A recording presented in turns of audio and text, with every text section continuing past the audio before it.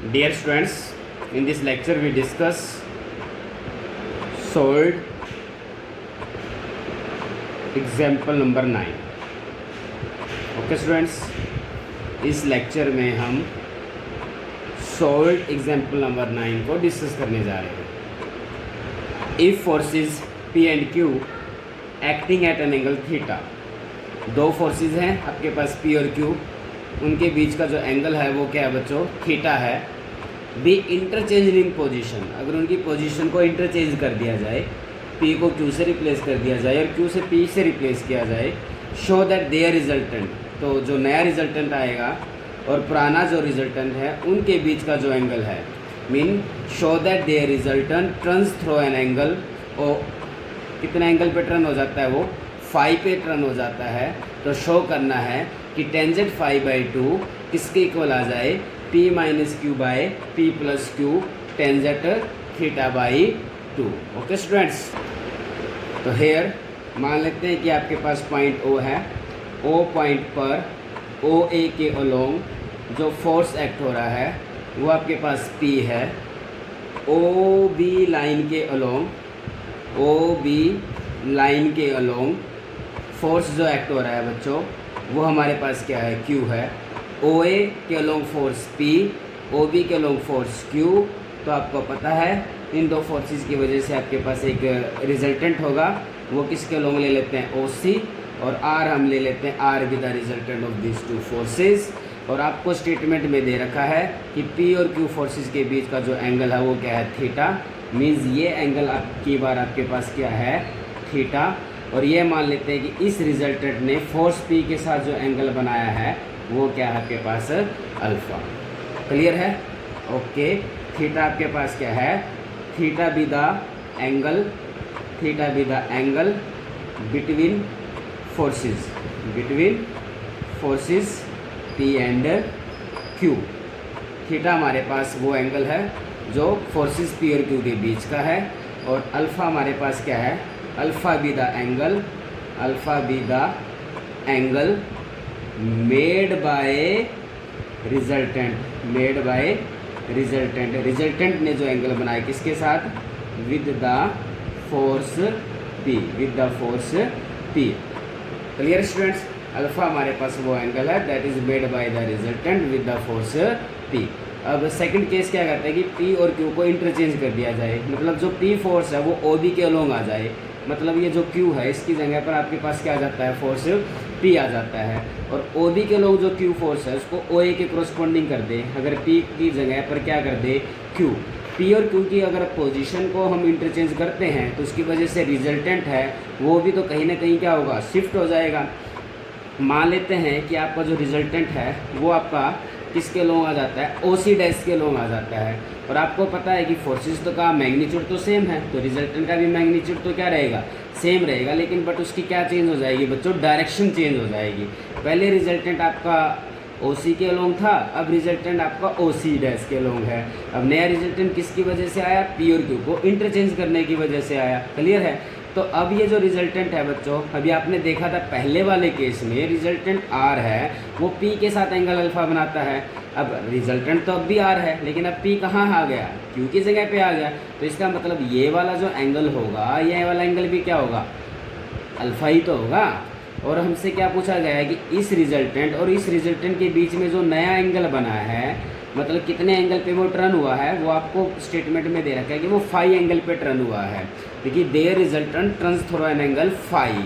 तो हमें क्या शो करना है कि ये जो फाई एंगल पे रिजल्टेंट आपस में टर्न हुए हैं इनका यूज़ करके हमें ये शो करना है कि टेंजेंट फाई बाई 2 किसके इक्वल आ जाए बच्चों, P minus q by P plus 2 tangent theta by 2. Clear students? Clear है ना? P और Q को जब इंटरचेंज करेंगे तो रिजल्टेंट का जो मैग्नीट्यूड है वो सेम रहेगा, लेकिन जो रिजल्टेंट है उसकी डायरेक्शन चेंज हो जाएगी, मतलब वो कहीं ना कहीं शिफ्ट हो जाएगा। वो किस पे डिपेंड करेगा, वो पी और क्यू के मैग्नीट्यूड पे डिपेंड करेगा। अगर पी का मैग्नीट्यूड ज़्यादा है तो रिजल्टेंट पी की तरफ ज़्यादा झुका हुआ मिलेगा, और क्यू का मैग्नीट्यूड ज़्यादा है तो क्यू की तरफ झुका हुआ मिलेगा। लेकिन हमें तो पता नहीं मैग्नीट्यूड की वैल्यू क्या है, इसलिए हम अपने अकॉर्डिंग ले लेते हैं कि फर्स्ट केस में रिजल्टेंट आपका इधर था, सेकेंड केस में रिजल्टेंट इधर है। रिजल्टेंट हमेशा इधर हम देख रहे हैं कि रिजल्टेंट ने पी के साथ जो एंगल बनाया है वो हमने क्या लिया, अल्फ़ा। अब तो रिजल्टेंट तो ये है, लेकिन अब पी की पोजीशन ये है, तो ये एंगल भी क्या होगा आपके पास, अल्फ़ा। तो फ्रॉम दिस डायग्राम, इस डायग्राम से हमें क्या मिलता है कि ये एंगल अल्फ़ा, ओके, फिर इसके बाद एंगल फाई, ओके, इसके बाद फिर angle alpha plus alpha. Complete angle हो गया बच्चों ये, अल्फ़ा फाई और अल्फ़ा, ठीक है। ये कंप्लीट एंगल एक्चुअल में है कितना, यहाँ से लेकर यहाँ तक इन दो फोर्सेस के बीच का एंगल एक्चुअल में है कितना, थीटा। ये शुरू में ही दे रखा है, थीटा भी the angle between the forces P and Q. तो from that students 2 alpha is equal to theta minus five, तो therefore alpha is equal to theta minus 5/2। Clear है स्टूडेंट्स, ओके। और वी नो दैट, आपको पता ही है कि tangent theta क्या होता है। टेंजेंट थीटा हमारे पास क्या होता है बच्चों, Q sine alpha bye p plus q cos alpha होता है। तो इस क्वेश्चन में आपके पास क्या है बच्चों, टेंजेंट थीटा का काम किसने किया, थीटा तो वहाँ क्या होता था, थीटा क्या होता था हमारे आर्टिकल में, रिजल्टेंट ने फोर्स पी के साथ जो एंगल बनाया, रिजल्टेंट ने फोर्स पी के साथ जो एंगल बनाया। तो अब आपके केस में रिजल्टेंट ने फोर्स पी के साथ एंगल क्या बनाया है, थीटा की बजाय अल्फ़ा बनाया है। क्यू की जगह पर क्यू रहेगा साइन अल्फ़ा। अल्फ़ा क्या था पहले आर्टिकल में, एंगल बिटवीन द फोर्सेस। अब angle between the forces alpha थोड़ा ही है, आपके पास तो थीटा है, तो इसलिए यहाँ पर क्या आएगा, theta plus p plus q cos alpha की बजाय हमारे पास क्या क्वेश्चन में थीटा है। Clear students, okay. तो फ्रॉम दैट टेंजेंट अल्फ़ा को रिप्लेस कर दो, अल्फ़ा किसके इक्वल है, theta minus 5/2 is equal to q sine theta divide by p plus q cos theta. Clear student, okay. अब हम इसको क्या करते हैं बच्चों, सिंप्लीफाई करते हैं, इस टर्म को क्या करते हैं, थोड़ा सिंप्लीफाई करते हैं। आपके पास क्या था, टेंजेंट थीटा, वैसे जनरल फार्मूला होता है कि टेंजेंट थीटा हमारा किसके इक्वल होता है, Q sine alpha bye p plus q cos alpha. But अपने क्वेश्चन में थीटा की बजाय तो अल्फ़ा है और अल्फ़ा की बजाय हमारे पास क्या है, थीटा है। क्लियर, तो फ्रॉम दैट इस टर्म को हम क्या लिख सकते हैं, sine theta minus 5/2 divide by cos के साथ लिखा जा सकता है theta minus 5/2 which is equal to q sine theta by p plus q cos theta. Cross multiply की तो हमारे पास आया p sine theta minus 5/2 plus q sine theta minus 5/2 cos theta is equal to from that q sine theta cos theta minus 5/2। Okay students, okay. From that से p sine theta minus 5/2 is equal to q sine theta cos theta minus 5/2 minus q sine theta minus 5/2 cos theta which is equal to, again q common लिया, आपके पास आ जाएगा sine theta cos theta minus 5/2 minus sine theta minus 5/2 cos theta. Okay students, which is equal to q, आपने देखा ये sine A cos B minus sine A cos B minus में cos A minus में cos A sine B.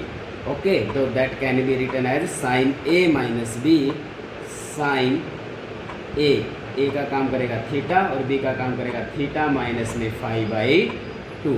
Clear students, तो आपके पास क्या बना, हमारे पास ये टर्म आ चुकी है, ये here p left hand side में चल रहा है पी साइन थीटा माइनस 5/2 और यहाँ पे टर्म आई बच्चों क्यू के साथ आया आपके पास साइन और A minus B theta minus 5/2। Clear students, यहाँ से था आपके पास P sine theta minus 5/2, Q common लिया और sine A cos B minus cos A sine B बना, that can be written as sine of A minus B.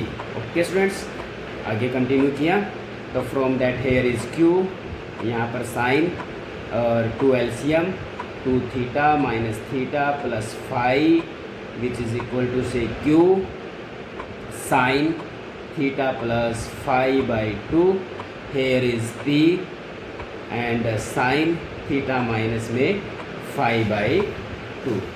Okay students, from that P by Q which is equal to sine theta plus phi by 2 divide by sine theta minus में phi by 2। Okay students, यहाँ तक पहुँच जाते हैं। इसके बाद आपको जो मैच करना है उसके कोरस्पॉन्डिंग चलते हैं। हमें क्या चाहिए, p minus q by p plus Q की रिक्वायरमेंट है, तो हम क्या कर लेते हैं, अप्लाइंग कर लेते हैं here, applying C and D componendo and dividendo we have. इसमें क्या करते हैं बच्चों, नीचे वाली टर्म को ऊपर वाली टर्म में ऐड कर देते हैं p प्लस क्यू, और ऊपर वाली में से ही नीचे वाली माइनस कर देते हैं। और ऊपर वाली टर्म में नीचे वाली टर्म को ऐड करते हैं और ऊपर वाली टर्म में से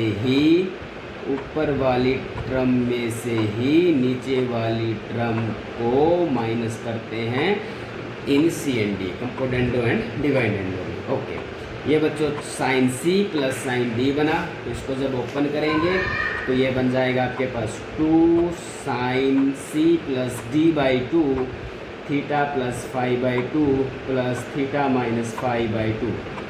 sign C plus sine D 2 sine C plus D by 2 sine C plus D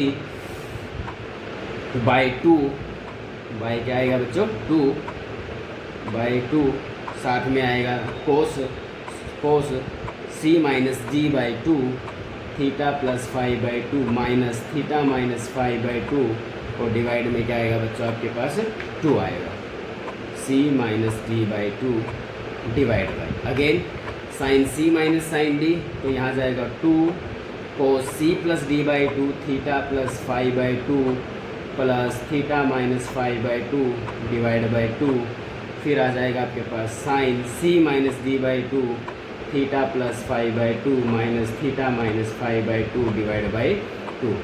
अब हेयर इज 2 से 2 कैंसिल हो जाएगा। साइन आपने देखा 2 LCM लेंगे 2 थीटा बाई 2, तो टोटल वैल्यू क्या बच जाएगी, साइन थीटा बाई 2, यहाँ बन जाएगा कोस फाइव बाई 2, यहाँ पर बच जाएगा बच्चों कोस थीटा बाई 2, और यहाँ पर बन जाएगा sine five by 2। Okay students, that becomes here sin theta by 2 by cos theta by 2, that can be written as tangent theta by 2, और cos phi by 2 by sin phi 2, ये बन जाएगा cot phi by 2, और यहाँ पर क्या चल रहा है बच्चों p plus q by p minus में q। क्लियर स्टूडेंट्स, इसको लिखा जा सकता है आगे here p plus q by p minus q tangent theta by 2, और cot phi बाई 2 को लिखा जा सकता है tangent phi by 2, and cross multiplying, after cross multiplying we have tangent phi by 2 into p plus q by p minus q which is equal to tangent theta by 2। तो this implies tangent phi by 2 is equal to p minus q by p plus q tangent theta by 2। Okay students, हमें यही show करना था statement में कि tangent five by 2 को show करो p minus q by p plus q tangent theta by 2। अभी भी यही है tangent five by 2 which is equal to p minus q by p plus q tangent theta by 2। Okay students, thank you.